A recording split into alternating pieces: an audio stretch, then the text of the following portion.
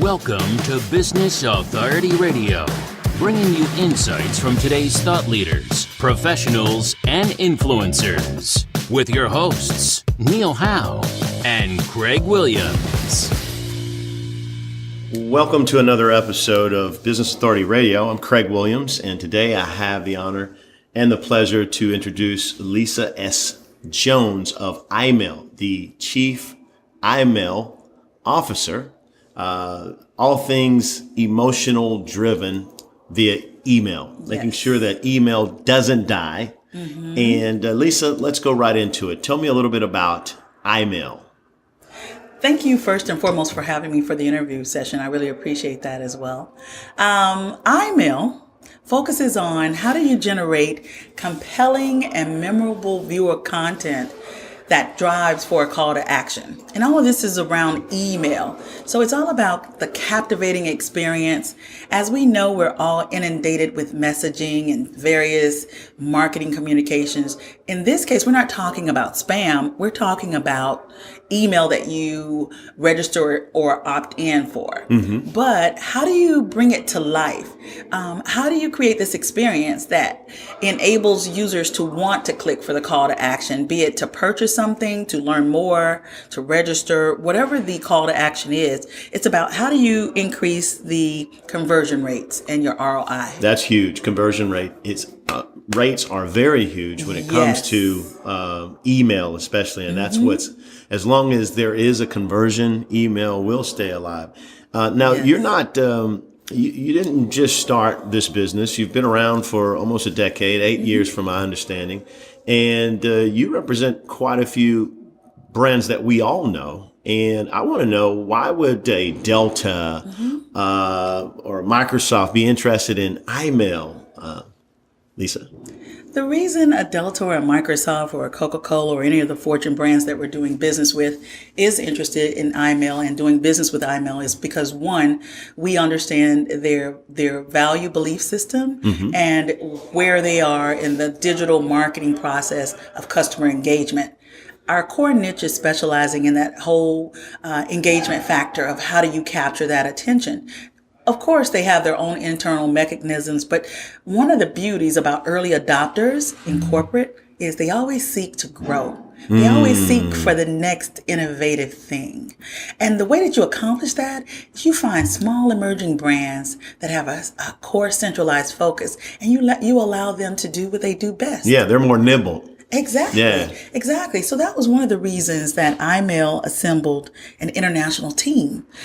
So we have team members in Canada, as well as India, in Germany, Hong Kong, and Brazil, and also the Philippines. Wow. And one of the reasons we started that way since like the first month of inception, growing these different countries and adding them on each month.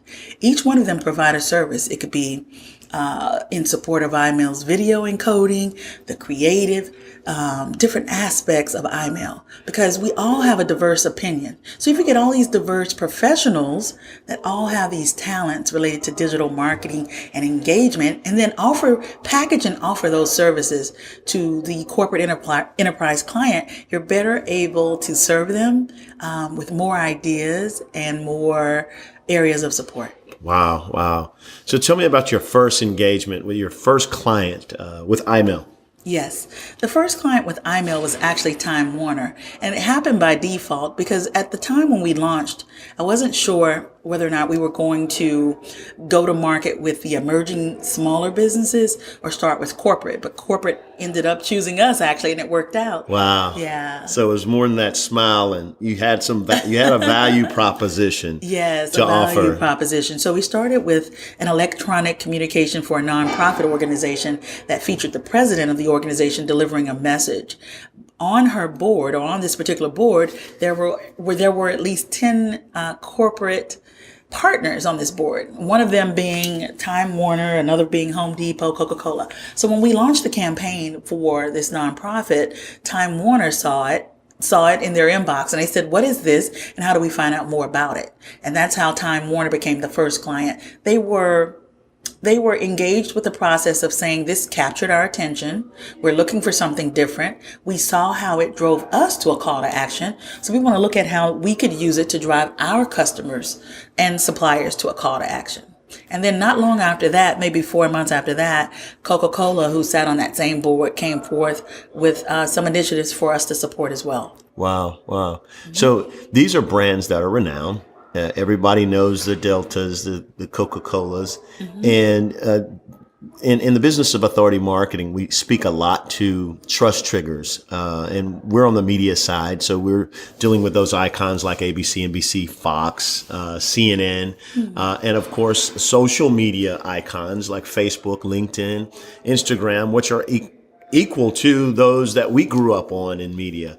And we talk about trust triggers because those are the things that get people to engage subconsciously before they even take an action. They're engaged with their mind, their eyes. And one thing I like about iMail, even the emails that I get from you, there's some motion, there's some emotion in the movement. There's some animation, and sometimes there's video, of course. And the video is becoming real popular, of course, with Facebook. And even in your profiles now, you can have video as opposed to a still shot. And our attention span, we need help on, keeping us focused. And one thing, since I've known about iMail, it's always been consistent in that engagement. What provoked you? I mean, this was before a lot of this animation and emoticons. How do you say that? I still don't know how to. Emojis or what have you. Those types of things were into play in texting and communication. You were doing that. I know. Yeah, you were doing that long ago. What do you think gave you that idea? Of course, outside of, we have to catch the eyes, Well, that goes back to how I started the company. And so I actually started the company actually from a tragedy. I had lost my mother. She had suddenly passed away in Alabama. And I remember thinking how one communication changed my life. And so when I went to my mom's funeral, it was a graveside funeral. And I love to get up and speak. I love to speak great about people, especially now we're talking about my mother. Your mother, But for some reason this time I could not make it to the podium to speak. And I remember the experience only lasting 7 minutes. And I remember saying to myself, does life come down to 7 minutes? Someone gives their entire life to raise 3 daughters, to graduate from college with advanced degrees, everything, and now it's 7 minutes. So with that being said, I made a promise to my mother at that particular time that I would create something so compelling and engaging that would become a global product, that it would be to make up in honor of her and to make up for those 7 minutes. The 7 minutes was my trigger for starting the brand. Wow. And ironically, you started that story actually right in 7 minutes into our conversation. And so I take that as a tribute to your mom. And I know she's looking down on you and proud, as well as your sisters are, and making an impact and taking a challenge and breaking through and providing a service with that. You're in your 8th year. I'm aware that 8 represents new beginnings. And it seems as though there's a lot of new beginnings for you. I mean, you have some celebrity endorsements. You have built more market share. You've grown with your existing clients, and you're doing some new and great things right now. Tell me a little bit about some of this progress in the last few years for Absolutely. As I mentioned about our diverse group, we're always brainstorming about what could be the next product to add to the product line of iMail. Now, of course, iMail is focused on bringing email to life, but we've also added another product. It's called Icon, and that's EYECON. An icon brings your email signature line to life. So visualize in your emails, when you send out emails, you're going to put your name, your phone number at the bottom with your contact information. Now, most of us will put our logo, but that logo is static. It's the concept now of creating another customer touch point. An engagement. An engagement factor. Wow. So now it's interactive, it's compelling, and it's still less than 4 to 15K in size. So you can create a call to action. They can see the interactive logo and they can click and go to the designated spot that you would like them to visit. It also works in text messaging as well as in mobile and in email. Wow. And I was just about to ask that. I mean, with files these days, and it's not, we don't buy minutes anymore. We don't. We buy bite-sized data storage. You know, I mean, it's the cloud and all that. It's true. And so it seems as though it's fluid, whether you're on a mobile device or a laptop everything. Absolutely. And one of the things that I want to give thanks to is to Microsoft, because Microsoft has this Women in Technology initiative. And from day one that I was introduced to their teams, they were fully supportive and provided the opportunity for iMail to enter their incubation labs to work with Microsoft engineers and architects, to be mentors, to look at your technology, to teach you how it can expand and grow. And one of the variables that Microsoft taught me long ago was, when you're trying to go out for mass adoption or you're trying to get your brand out there, don't focus on it being perfect, you know? Yeah. That 100% perfect. Yeah. I remember the founder of LinkedIn, he said, if your first iteration was perfect, you waited too long. So. Wow, that's amazing. I wish I would have known that then too as well. I think because I was so focused for so long on, no, it has to be perfect. It's the brand. It has to be perfect. And they said, Lisa, Microsoft didn't start off perfect. Yeah. And you're going to have iterations, bugs, fixes. Hey, you focus on getting the brand out there, getting people familiar with it, providing the value.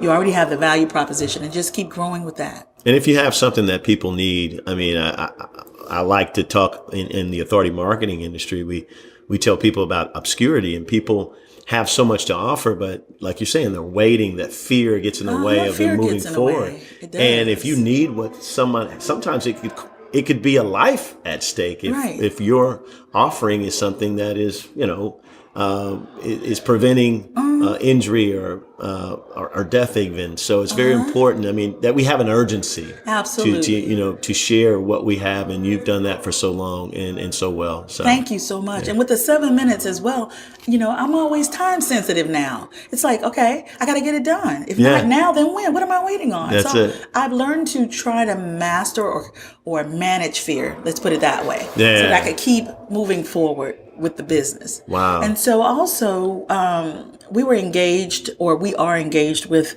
this organization called the $1 Billion Roundtable. Wow. And what's unique about this organization, there are only 27 members of this organization that are focused on, these are the top companies in the United States that support women and minority-owned businesses in spending over $1 billion a year or more with women and minority-owned businesses. Wow. So the $1 Billion Roundtable, or BDR, invited iMail to come speak last year, actually, to focus on global innovation. How do you introduce a product where it hadn't been seen before, but it provides value? What do you do to engage people to try it? And what we mentioned is, first, you have to find a change agent in the corporation, because you have to find an early adopter. If they don't get it, or they get it, but then they don't want to do it, then that doesn't work. But if you can find someone who has vision, or someone who embraces new things and new change,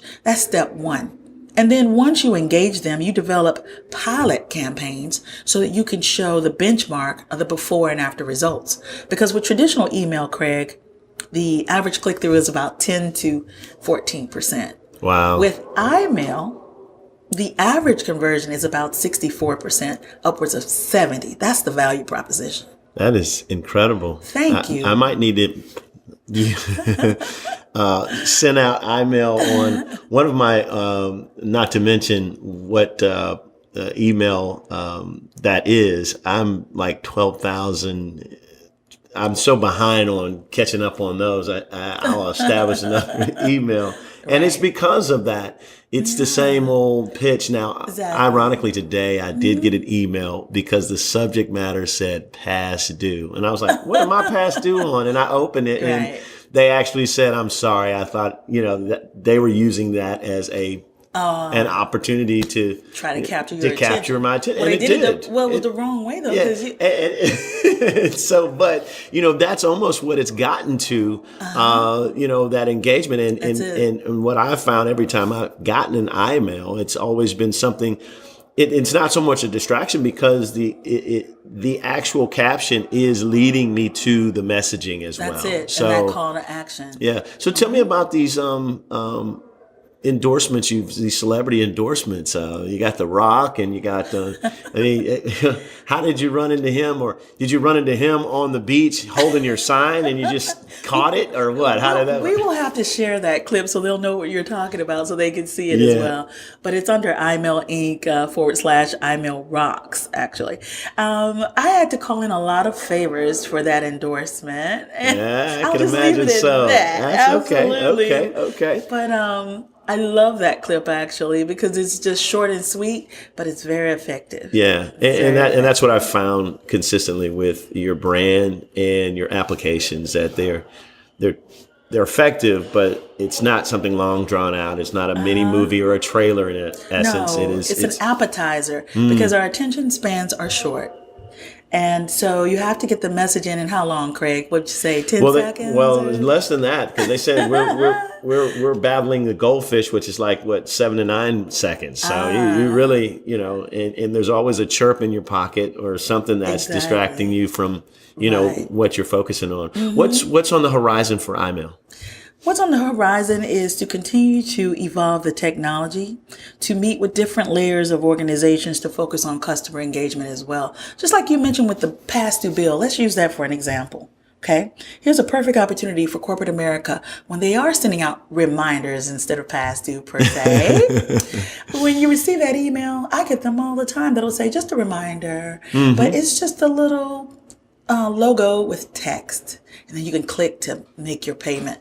Well, wouldn't it be awesome if a service agent came on in that experience to say, Miss Jones, or just something personalized that says, we value your business at X company, and we look forward to continue to being of service. Please be reminded of X, but just create a more engaging experience, even in the reminders of bills. Also, when it's time to get your car serviced, I do believe that service agents should be on that iMail, thanking those customers for their business and to remind them it's time for their oil change or whatever the service is, and to come back to their particular dealership. That's another example. Third one would be with Delta Airlines, for example, customer engagement. We know now in the marketplace with everything that's going on with airlines and, past history or whatnot, they're all looking for a way of how do we show our customers that they're number one? How do we show them that priority is our number one safety for them? So creating campaigns that deliver the promise that connects with the customer to let them know that we're here for you, and we're 80,000 strong, and we're going to make the difference. So what's next for iMail is to continue to focus on finding, locating early adopters, companies that seek innovation. Secondly, I would say is to continue in customer loyalty initiatives designed for customers, be it surveys, be it the messaging, focusing on what's important to the customer for their content. Third, I would also say we are now branching into communications for philanthropy, foundations as well, because it's a passion of mine as the chief iMail officer as well. But I always believe in giving back and communicating that message. And I would also say on the horizon is looking at the expansion of iMail in another sector of the world to add that diverse talent. We're looking in Sweden right now for the right team members to bring on board so that we can add another layer to the mix. Wow. Wow. So how do we get in touch with you? How do we contact you? What this will be in the show notes as well, but sure. What ways can we get in contact with you? Are you on social media? Absolutely. To reach us, you could reach us online at www.imailinc, and that is spelled EYE, like your eyes though, EYEMAILINC.com. Our 1-800 number is 1-800-769-7291. We're online on social media as iMail Inc. And also on LinkedIn, if you'd like to connect, you can connect with me personally if that's of choice, as Lisa S. Jones, Chief iMail Officer. Awesome. Tell me one thing you would tell a younger Lisa Jones going into business and becoming the authority that you have become. Whether you intended to be the authority that you became or not. And I think that comes through persistence and bringing value and continuing to bring value to a community or a tribe. But share with us one thing that you would tell a younger Lisa. Thank you for that question. That's an original question, and I appreciate that question greatly. Excuse me. What I would say to a younger Lisa Jones or a younger Lisa is, don't worry about the fear of how all the dots or the universe is going to align. Continue to make steps every single day. Stay focused on the prize. Always think and document your thoughts out of your mind on paper. Set up an action plan quicker. And to not let that fear drive you of saying, is it my time? Am I good enough? Because sometimes we struggle with that, to say, well, who am I to think, hear this, who am I to think that Microsoft would be interested in a Lisa S. Jones? Wow. And I was in my own head. Not that Microsoft had these thoughts. I had these thoughts. So I would say to Lisa, let all these thoughts that clutter your mind leave. Yeah, exactly. And just focus on the positive aspects of where you're growing and what you plan to do. And I think it's important for everyone to have an inspiration that they tie it to, because you might get super tired one day and you say, enough of this, enough of these shenanigans. I'm tired. Yeah. Maybe you go retire, go to the beach and just veg out. But if you're an entrepreneur, you have to find an inspiration, because every day is not going to be easy. Would you agree, Craig? I would agree. And that's where I go back to the why. The why has to be big enough. Yes. For you to transcend those challenges. And Absolutely. and sometimes you have to revisit the why. That's right. Yeah. Refresh yourself, refresh the brand. You have to step aside. I used to work all the time, nonstop.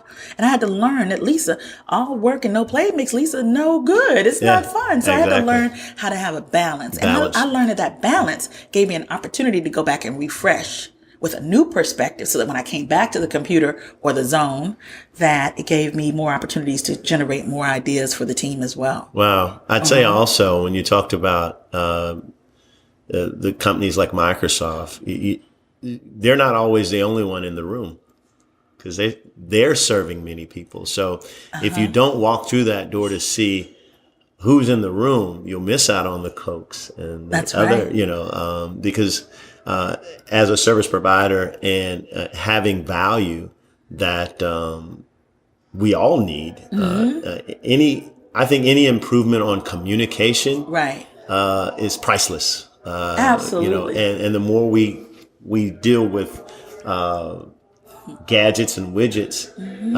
the more distant we become with each other. Absolutely. And I think what you're doing and what you've done in the industry of communication is healthy, and I really appreciate you. We appreciate you here at the Business Authority, and thank you so much for sharing.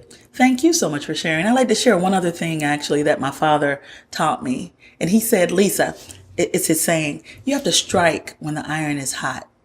And I didn't understand it when I was younger, what that meant. But what it means is, when opportunity presents itself, when opportunity meets preparedness, it equals success. And that you have to strike on that opportunity while that opportunity is hot.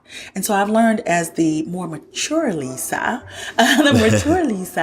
that to embrace all new opportunities and always seek to see if it's an opportunity before dismissing anything. A lot of people will dismiss an opportunity, but I believe in possibilities. And how do you know if they're possibilities, to your point, unless you explore them? Yeah. With that, thank you for allowing me this platform to be heard and to share more about the iMill experience.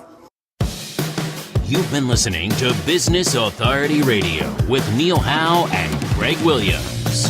To learn more about the resources mentioned in today's show, or to listen to past episodes, visit businessauthorityradio.com.